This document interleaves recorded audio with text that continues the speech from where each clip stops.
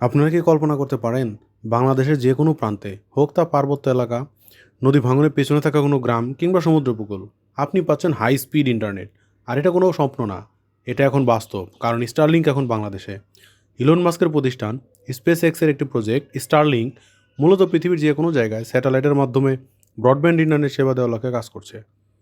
এই ভিডিওতে আমরা জানব স্টারলিংক কীভাবে কাজ করে, বাংলাদেশের কী প্রভাব পড়তে পারে এবং সাধারণ মানুষের জন্য এর মূল্য কেমন হতে পারে। স্টারলিংক হলো এক ধরনের স্যাটেলাইট ইন্টারনেট সেবা। সাধারণত আমাদের ইন্টারনেট আসে অপটিক্যাল ফাইবার বা মোবাইল টাওয়ারের মাধ্যমে, কিন্তু স্টারলিংক ব্যবহার করে পৃথিবীর চারপাশে ঘুরে বেড়ানো হাজারো লো অরবিট স্যাটেলাইট। এই স্যাটেলাইটগুলো সরাসরি আপনার বাড়িতে বসানো একটি ছোট্ট ডিভাইস বা টার্মিনালে সিগন্যাল পাঠায়। ফলে যেখানে মোবাইল নেটওয়ার্ক বা ফাইবার পৌঁছায় না, সেখানেও ইন্টারনেট পাওয়া যায়। বাংলাদেশে স্টারলিংক কেন গুরুত্বপূর্ণ? বাংলাদেশে এখনও অনেক অঞ্চল আছে যেখানে ব্রডব্যান্ড ইন্টারনেট সেবা পৌঁছায়নি। পাহাড়ি এলাকা, দ্বীপ অঞ্চল, যে গ্রামগুলোতে মোবাইল নেটওয়ার্কই এখনও দুর্বল, এই জায়গাগুলোতে স্টারলিংক একটি বিপ্লব ঘটাতে পারে। শিক্ষা, স্বাস্থ্যসেবা, কৃষি সবখানেই ইন্টারনেট অপরিহার্য হয়ে উঠেছে। তাই স্টারলিংকের মতো একটি সার্ভিস বাংলাদেশে ডিজিটাল উন্নয়নে বড় ভূমিকা রাখতে পারে। স্টারলিংক ব্যবহারে কেমন খরচ হতে পারে?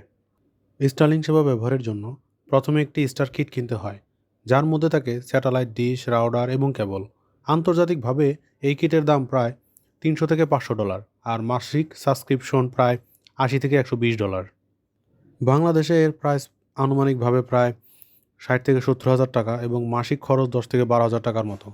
এটা সাধারণ মানুষের জন্য অনেক বেশি, তবে কর্পোরেট, রিসার্চ, রিমোট স্কুল বা হাসপাতালের জন্য এটা হতে পারে গেম চেঞ্জার। বাংলাদেশে স্টারলিংক ব্যবহারে কী কী চ্যালেঞ্জ আসতে পারে? স্টারলিংক বাংলাদেশে চালু হলেও কিছু চ্যালেঞ্জ থেকেই যাচ্ছে, যেমন খরচ তুলনামূলকভাবে বেশি, সরকারি অনুমোদন এবং নিয়মনীতি, আবহাওয়ার প্রভাব ইত্যাদি। তবে প্রযুক্তি সময়ের সঙ্গে আরও সহজলভ্য এবং সস্তা হবে, এই আশা আমরা করতেই পারি। স্টারলিংকের ভবিষ্যৎ কেমন হতে পারে? স্টারলিংক শুধু ইন্টারনেট না, এটা হতে পারে আমাদের ডিজিটাল স্বাধীনতার একটি বড় ধাপ। সরকারি সহযোগিতা, প্রযুক্তি হাব এবং তরুণ উদ্যোক্তাদের মাধ্যমে এটি বদলে দিতে পারে পুরো গ্রামীণ বাংলাদেশের ভবিষ্যৎ। স্টারলিংক নিয়ে আপনার কি মতামত? আপনি কি স্টারলিংক ব্যবহার করতে চান? আপনি কি মনে করেন এটা বাংলাদেশের জন্য উপকারী হবে? কমেন্টে জানাতে ভুলবেন না। ভিডিওটি ভালো লেগে থাকলে ভিডিওটিতে একটি লাইক দিন, চ্যানেলটা সাবস্ক্রাইব করুন এবং পরবর্তী ভিডিওর আপডেট পেতে বেল আইকনটিতে প্রেস করুন। দেখা হবে পরের ভিডিওতে। ধন্যবাদ।